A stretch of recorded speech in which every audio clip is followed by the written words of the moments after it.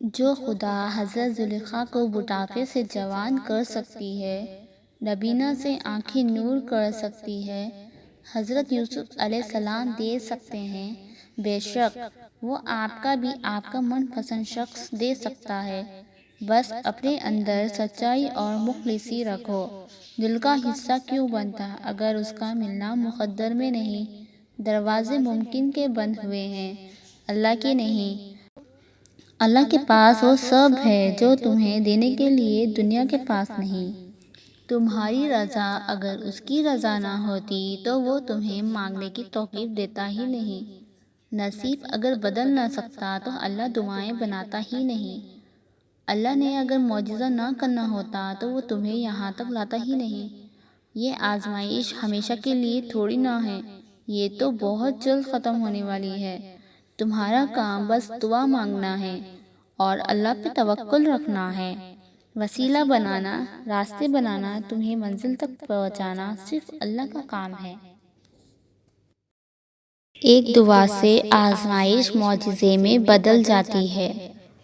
پھر تم مانگنا چھوڑ نہ دینا، کسی کو بھی تمہیں برے وسوسے میں الجھانے نہ دینا۔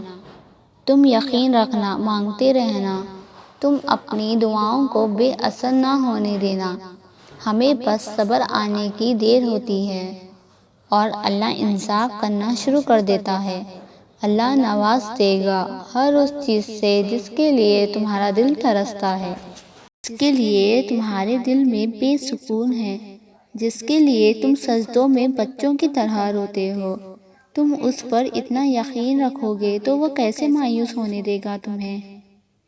ہو سکتا ہے ابھی آپ کا وقت اور حالات برے چل رہے ہوں، لوگ ساتھ نہ دے رہے ہوں، پر آپ مایوس مت ہونا، بس اللہ پہ یقین رکھنا۔ اپنے بندوں پر ان کی طاقت زیادہ بوجھ نہیں ڈالتا۔ بہت جلد وہ وقت بھی آئے گا جب آپ اس کے شکر گزار ہوں گے۔ بہت جلد وہ رب تمہیں تمہاری چاہت سے نواز دے گا۔ تم مانگنا نہ چھوڑنا۔